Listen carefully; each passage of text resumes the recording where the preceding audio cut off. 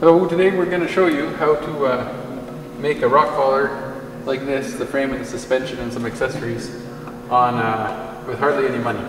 It'll be pretty inexpensive and mostly everybody can do it. Instruction what this one has in it. I'm not going to be talking because I kind of suck at it. So he'll be talking. Yeah. Can I take this apart? Okay, quickly we'll go over the parts that you need to make a crawler like this, and then we'll just tell you what we made, and they ended up not being very expensive. So for the transmission, we used a transmission out of a Traxxas Stampede, and along with the its drive shafts, or its axles we're using for a drive shaft. We used the differentials out of TLT1 Rockbusters and the steering linkages, and everything else pretty well you can build. So the frame is all built out of a 1/4 inch brake line, the bumpers built out of brake line, and we're going to show you how to make suspension arms, which are threaded rod with brake line put over top of them just to make them stronger. Okay, really quickly I'll go over the stuff that you need to make one of the frames. We just have some pliers, some tin snips. We have line cutter. Here we have 1/4 inch brake line you can just get from almost any auto parts store. We got 3/16. And this is a brazing rod to put on the tin, and to join the brake line together we braze it.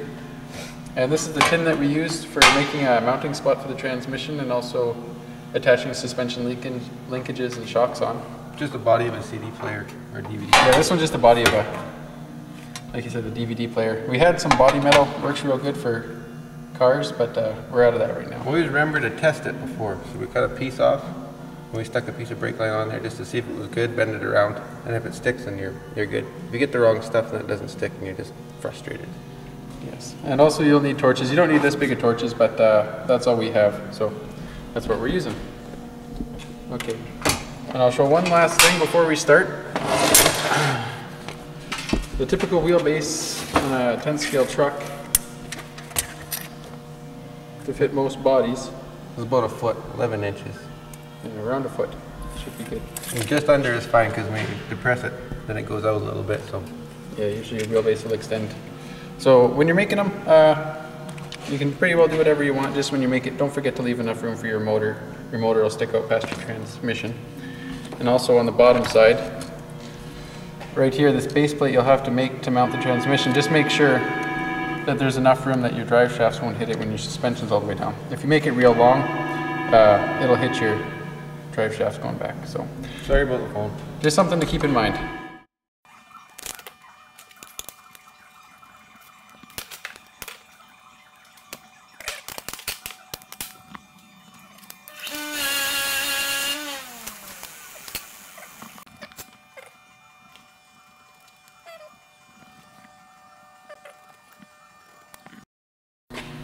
One thing we forgot to mention is we bend the brake line with a bender. Yeah. It's a lot easier with that. You don't have to have it, but it sure saves a lot of time. You can do it by hand.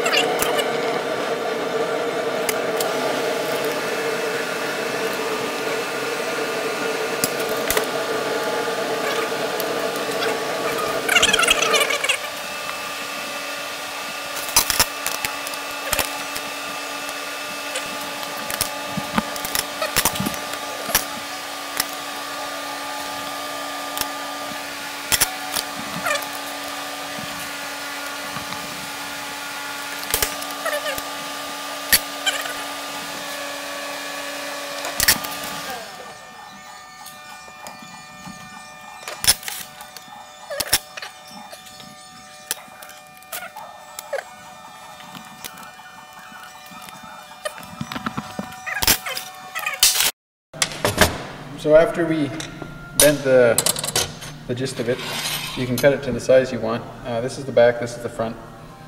We took quite a bit off the back because you don't really need a whole bunch there, and you just want to make sure that you have enough room for a battery in the front. And your control arms are going to go around here, so you don't want your control arms hitting the bottom of your battery when it's in there. So just make sure you have enough room for your battery. It's about 2 3/4.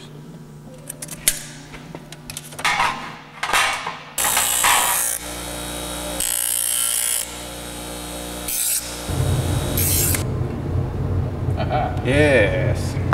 So you might want to make sure you have some kind of ventilation. This stuff kind of makes you sick if you breathe too much of it in. Yeah. Now he's raising the plate that he'll mount the transmission on.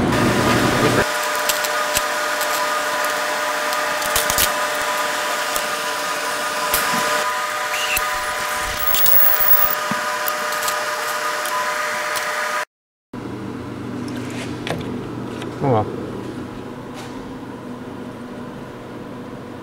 Now we straighten everything out.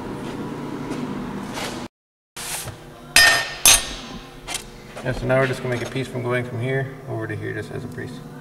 I'll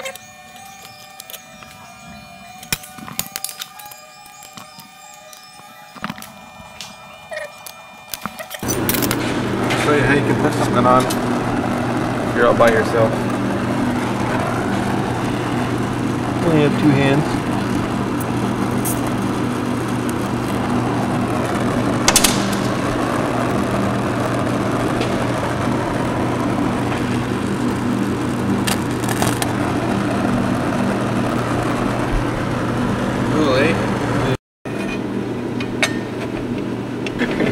Because if you don't bend it in, when the tire comes up, the shock will hit the tire.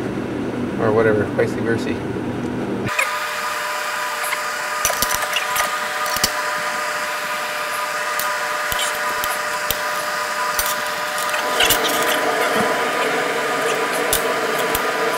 When it articulates, very little room between the tire and the shock. By making the front end narrower, we should increase the distance right in between here. Let's go over the things we have to make quick before the frame's done. We have to make a front and an end piece. We have to have a little tray to hold the electronics, and we also have to make the front and the back shock mounts, and a little tray to hold the battery. And then the frame is done.